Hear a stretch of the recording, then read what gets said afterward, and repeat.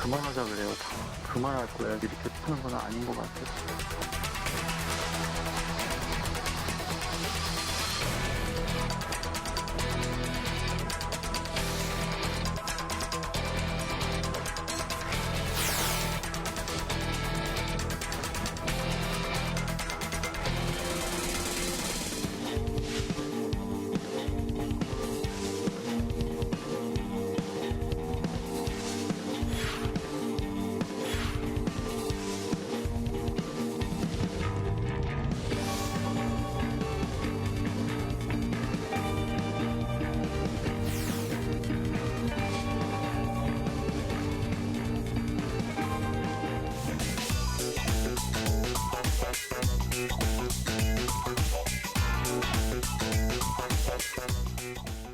이국종 교수는 결국 그만둔답니다. 이번 생은 망했다는 그의 언론과의 인터뷰가 들어와 있습니다. 성공회대 최진봉 교수, 임방글 변호사 자리했습니다. 어서 오십시오. 안녕하세요. 자리를 내놓을 모양이에요. 사표 쓴 거예요? 아직 쓴 것 같지는 사표를 안 않아요. 쓴 거고 입장만 어제 밝힌 거예요? 이제 네. 취재진들에게 이제 너무 힘들다, 그만두겠다라면서 이제 권혁 외상센터장을 그만둘 의사의 표시는 했고요. 지금 추정컨대 2월달에 이제 공식적인 출근을 한다고 합니다. 그때 사직서를 제출하지 않겠느냐 이렇게 예상이 됩니다. 자, 왜 떠나기로 했는지 그 이유를 하나씩 보겠습니다. 먼저 들어볼까요? 첫 번째 녹취. 네. 그만할 거예요. 그냥 복지부부터 저희 병원에 이르기까지 숨 쉬는 것 빼고 다 거짓말이에요. 아주대병원이 뭐 적자를 감사하고 어쩌고저쩌고 다 거짓말이에요. 다 빨간 거짓말이에요. 아주대학교병원이 작년 같은 경우에도 순이익이 얼마가 났는지 아세요? 500억이 넘어요. 500억이. 아주대병원이 지금 전국적으로 돈을 제일 많이 버는 병원 중에 하나예요. 제가 그래서 2018년도에 원래 끝내려고 그랬어요. 2018년도에 그 예산 띄어먹는 거 보고 세상에 피 같은 간호사 인건비를 그렇게 띄어먹는 게 어디 있습니까? 모르겠어요, 쌤. 저도 이제 따로. 이번 생은 망했어요. 완전히. 여기까지 듣겠습니다. 이번 생은 망했다.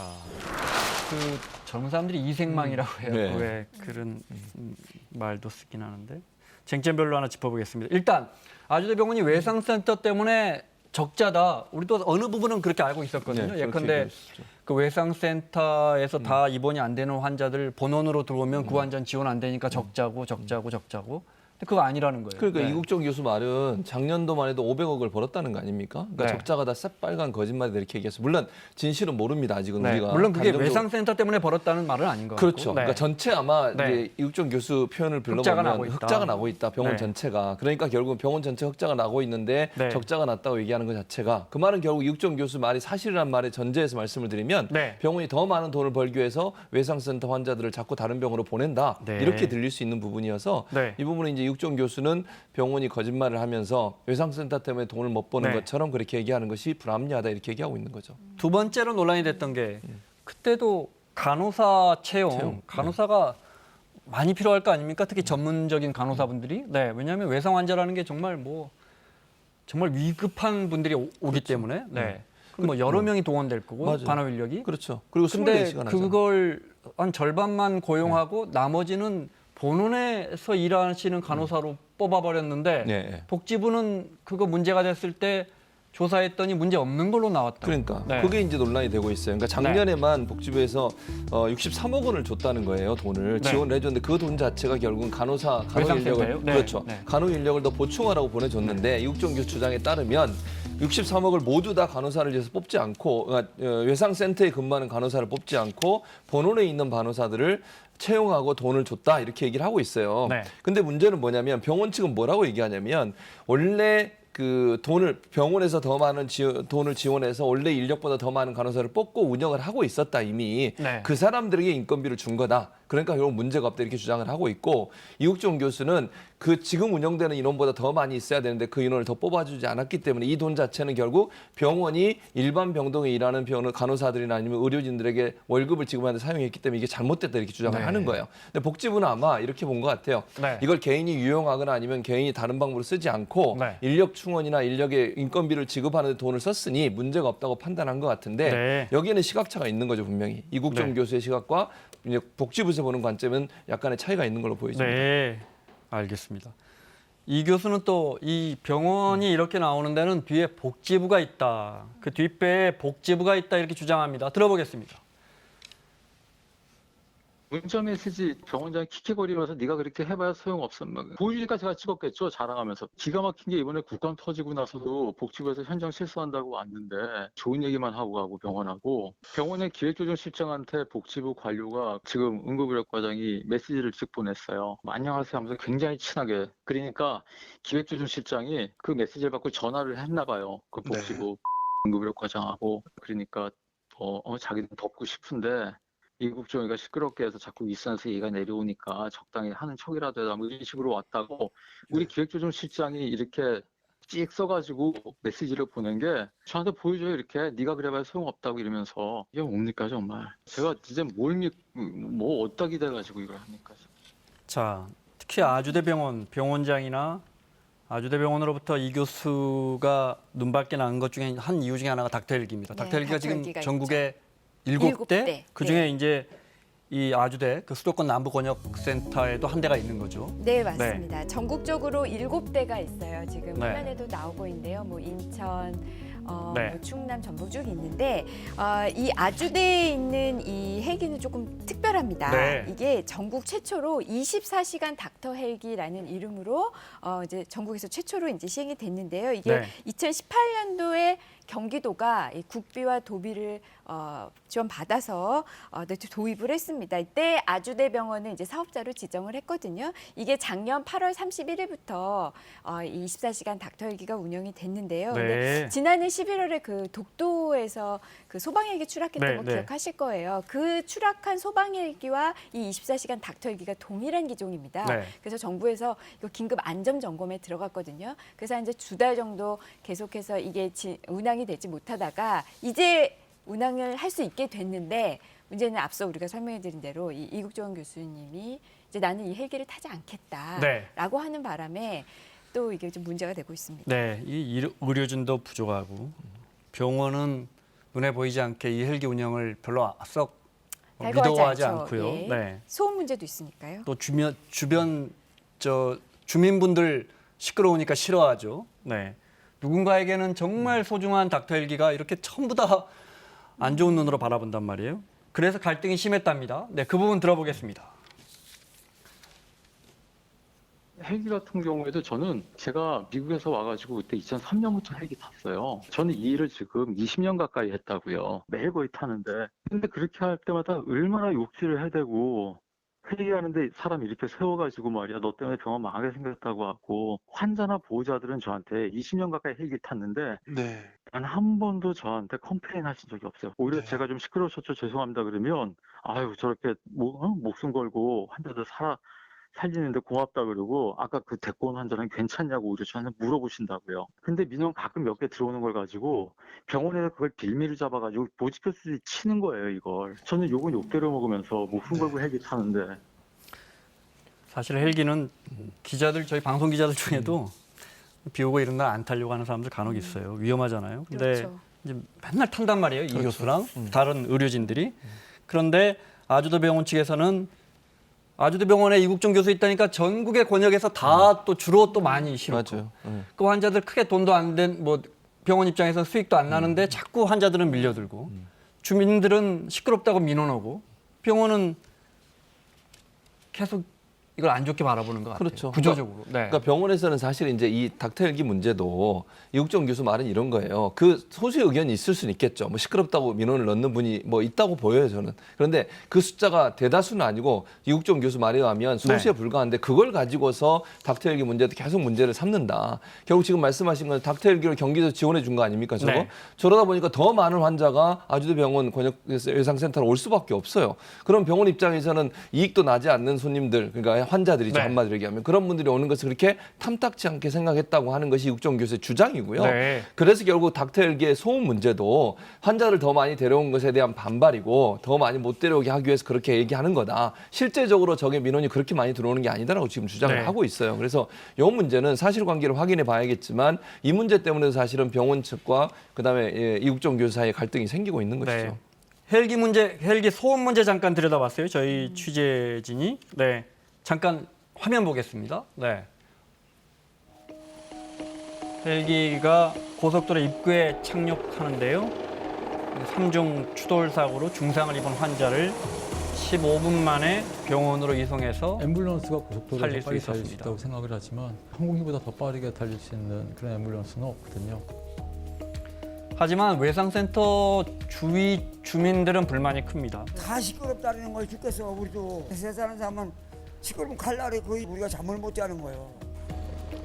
헬기가 이착륙할 때 소음 측정을 했더니 115데시벨이니까요. 네, 115데시벨이면 굉장히 시끄러운 겁니다. 네, 확성기 최고 음량이 100데시벨. 그러니까 굉장히 힘들어합니다. 병원에 한 두세 차례 했는가요? 그렇다고 뭐 같은 민원을 계속 반복할 수는 없고.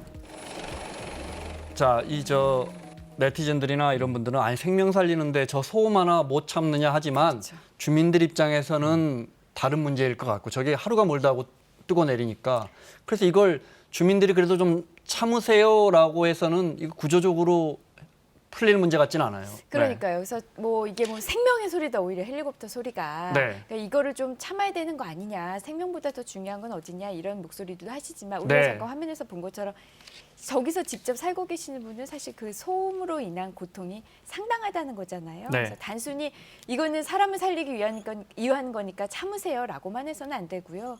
사실 저분들을 위한 뭐 최소한의 방음 시설이라든지 이런 정도의 좀 보상은 좀 마련해야 되지 않을까. 네. 좀 이런 생각이 듭니다. 자, 이국정 교수가 유명해지고 그 아덴만의 영웅이 되고 또 뭐 여러 화제가 있었죠.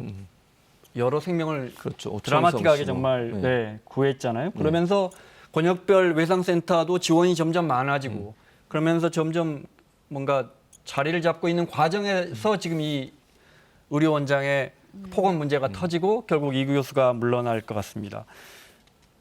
그렇게 되면 이제 권역별 외상센터도 상당히 흔들릴 것 같고. 그럼요. 닥터 헬기도 당장에 뭐 운영이 어렵다는 이야기 나오고. 그렇죠. 네. 그럼 당장 그 경기도에서 오늘 사실은 새로 띄우려고 했는데 의료진들이 거부를 했어요. 탑승하지 않겠다고. 네. 이국종 교수도 없고 본인들은 업무가 너무 많아서 저 닥터일까지 운영할 수 있는 능력이 안 된다 이런 얘기를 하면서 거부를 네. 했는데 그건 저는 이국종 교수와 뜻을 같이 하는 의료진들의 의사라고 보여지고요. 네. 그럼 결국 이국종 교수가 만약에 그만두게 되면 외상센터도 그렇고요. 물론 다른 분야에서 할 수는 있겠죠. 그러나 그걸 정상화시키는 데 상당한 시간이 걸릴 겁니다.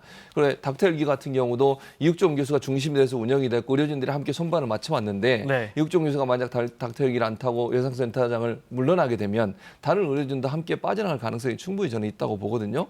의료진들이 거의 근무하는 것은 사명감밖에 없어요, 사실. 저기에 근무한다고 돈을 얼마나 더 많이 최근에 물론 국회에서 예산을 더 많이 늘려가지고 월급을 조금 늘려주긴 했어요. 그러나 24시간 계속 돌아가는 저 상황에서 그렇게까지 할 수 있을까? 이국종 교수한테 뭔가 배울 수도 있고 사명감 갖고 일을 했던 분들이 이국종 교수가 만약 사퇴를 하게 되면 같이 물러나지 않을까 이런 뭐 예상이 돼서 운영에는 상당히 차질이 있지 않나 이렇게 예상이 됩니다. 중요한 건 지금 저렇게 열심히 외상센터를 만드는 분들이 다들 지쳐 있고 사실 안 하고 싶어 한단 말이죠. 그렇죠. 너무 힘들어서. 네. 자, 아주대가 설령 권역별 외상센터 자격을 지위를 잃더라도 그걸 또 포기하더라도 아주대 별로 싫어하지 않을 거라는 게 또 이 교수의 주장이에요. 왜 그런지 들어보겠습니다. 헬기가 시끄럽네 뭐네. 그러니까 싫은 거예요 외상센터가. 꽃놀이 패라 그런다고 병원에서. 이번 기회에 아니 병원에서 여기서 병원이 이길 거 아니에요. 그럼 공식적으로 루틴으로 계속 이제 이 예산 띄워먹어도 상관이 없는 거고 간호사 예산하고 인건비하고요. 그리고 최악의 경우에 병원에서 외상센터 사업을 반납한다고 하더라도 그 백병상도 추가로 생기잖아요. 지금 수도권 전체가 대학병원 병상이 증설이 묶여 있어요. 10병상도 늘리기가 쉽지가 않다고요. 근데 외상센터 반납 싹 해버리고 300억 이제 백병상이 추가로 확보되잖아요. 네. 이래서 아주대 입장에서는 외상센터 안 해도 좋다라는 거예요. 이런 상황에서 박능우 복지부 장관 입장은 여전히 병원 측 주장도 일리가 있고 이 교수 주장도 일리가 있고 이런 거예요? 그렇습니다. 그러니까 중간에서 애매한 입장을 취하고 있어요. 그리고 뭐라고 얘기하냐면 감정의 골이 너무 깊어져서 네. 해결의 실마리를 찾기가 어렵다. 사실 녹취록이 녹음된 게 3, 4년 전으로 알려지고 있습니다. 최근 녹취록이 아니에요. 그렇습니다. 저게. 네. 그러면은 이게 3, 4년 동안 이런 문제가 계속 반복되었다고 볼 수 있거든요. 표면화되진 않았지만 내부적으로는 이국종 교수와 병원 측이 갈등이 계속 있었다는 것인데 저는 사실 이 상황에서 중재를 할 수 있는 사람이 저는 보건복지부라고 보여지거든요. 네. 그러니까 박능우 장관이 저렇게 얘기를 하시면 과연 누가 이 문제를 해결할 수 있겠습니까? 지금 상황에서. 네. 이국종 교수나 아주대 입장에서는 서로가 서로 입장밖에 없기 때문에 네. 또 정부가 돈을 수십억을 지원을 했잖아요. 네. 그러면 저는 세금이 들어간 곳이기 때문에 일정 부분 정부가 갈등을 해결할 수 있는 방안들을 찾아내야 된다고 생각을 합니다. 네. 그래서 저렇게 그냥 나몰라라 하고 제3자 입장에 서 있지 말고 예산이 제대로 집행됐다고 얘기하지만 네. 이육종 교수 주장도 일정 부분 한번 들여다봐야 되는 거 아니겠습니까? 저는 네. 그래서 적극적으로 중재에 나서서 이 문제를 해결하는 노력을 해보여야 된다 이렇게 보여집니다. 정부가 적극적으로 중재를 할 수 있는 걸 넘어서서요. 해야 하는 사안입니다. 지금 이렇게 중증 외상 환자들이 사실 병원 입장에서는 수익이 안 나는 구조이잖아요. 그런데 이 중증 외상 환자는 반드시 치료해야 되지 않습니까? 그러니까 결국에는 돈이 많이 들어가는 중요한 부분, 이런 부분은 사실 공공의 영역이잖아요. 이거는 사실 이런 영역을 민간 병원에 맡기는 것부터 결국 이런 문제가 시작이 네. 된 거거든요. 결국에는 이걸 공공의 영역으로 끌어안아야 되는 이런 그 위치에 있기 때문에 이거는 보건복지부가 이거 할 수 있다가 아니고 해야만 하는 사안인데 네. 무조건 조정을 해줘야죠. 네, 말씀하신 것처럼 국민 세금이 600억, 700억 가까이 들어갑니다. 네. 연간. 네, 정부가 문제가 있으면 깊이 네. 들여다보고 해결해야죠. 그렇죠.